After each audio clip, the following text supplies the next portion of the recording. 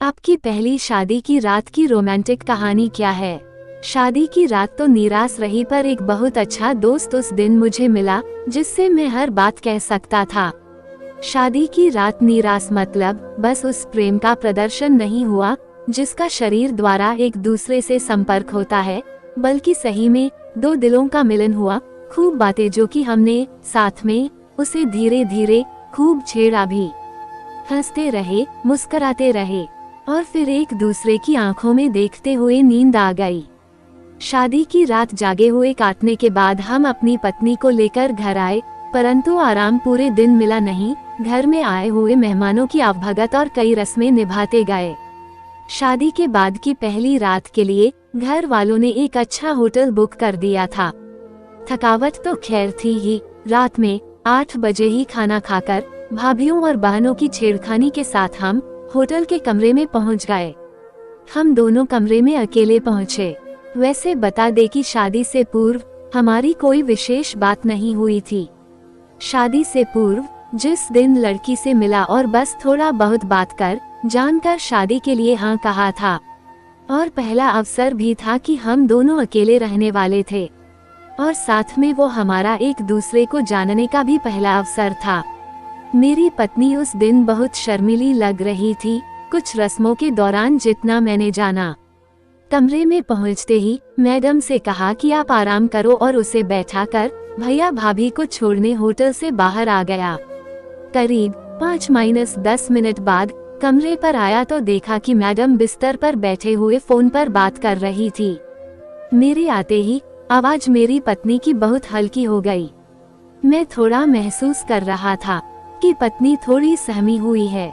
मैं बिस्तर पर दूसरी तरफ बैठ गया और घर से लाए एक बैग को टटोलने लगा। तभी अचानक से देखा कि पत्नी जी बिस्तर से उठकर मेरे सामने आई। मैंने खड़े होकर पूछा क्या हुआ। तब देवी जी ने झुककर मेरे पैरों को छू लिया और खड़ी हो गई। मैं कुछ कहता कि उसने नीचे पड़ा बैग जल्दी से उठाकर साइड में रखकर उसमें घर से दिए सामान को निकालने लगी। पानी की बोतल, थर्मस, ग्लास निकाला और पूछा कि आप पानी पिएंगे। मैं भी थोड़ा रोमांटिक होकर कहा कि पानी नहीं, अभी तो कुछ और ही पीना है। उसके हाथ और उसकी आंखों की हरकत बता रही थी कि वो थोड़ी और शर्मा गई। मेरी तरफ बिना देखे मैडम ने थर्मस से दूध ग्लास में भरा और उसे उठाया और बिना मेरी तरफ देखे हाथों से मेरी ओर कर दिया और कहा लीजिए। मैं ग्लास पकड़ पाता कि उससे पहले ही ग्लास फर्श पर गिर गया। अब वो और घबरा गई। मेरी तरफ देखकर सॉरी सॉरी करने लगी। उसको घबराता देख मैं अधिकार के साथ उसे अपनी बाहों में भर लिया और कहा कोई बात नहीं।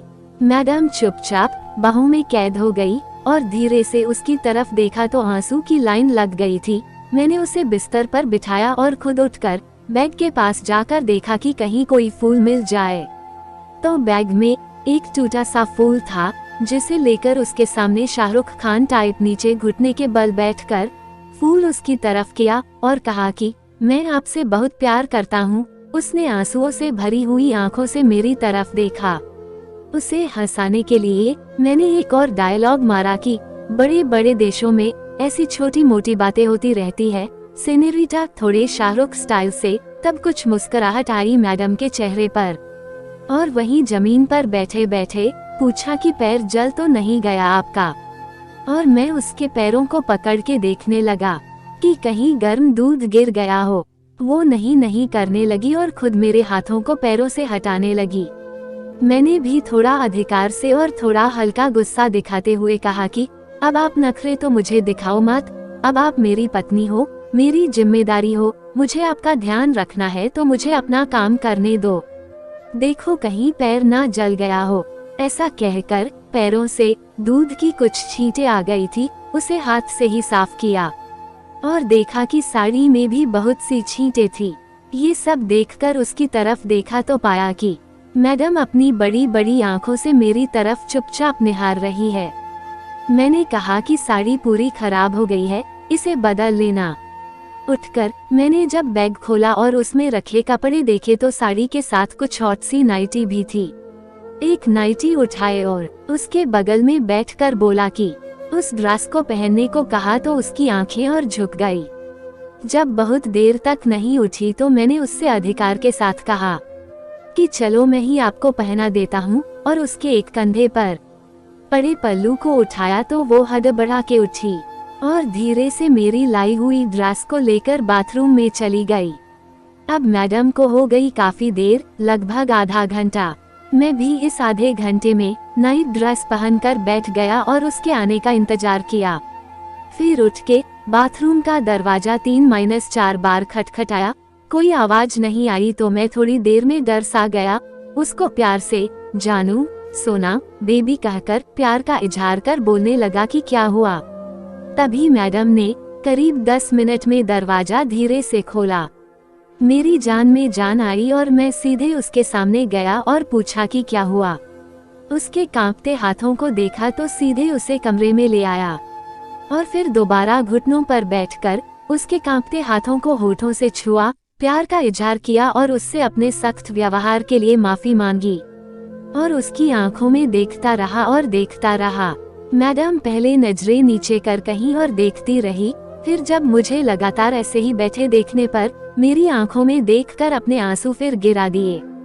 मैं तुरंत उठा और सीने से लगा लिया और उसे चुपचाप बिस्तर पर ले जाकर बैठा दिया और पैरों को हाथों से बिस्तर की तरफ कर लिटा दिया।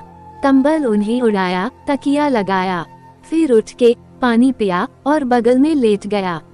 उसके हाथों में हाथ रखकर बहुत बातचीत की, जोक्स सुनाए, फिर कहीं जाकर मैडम हंसी।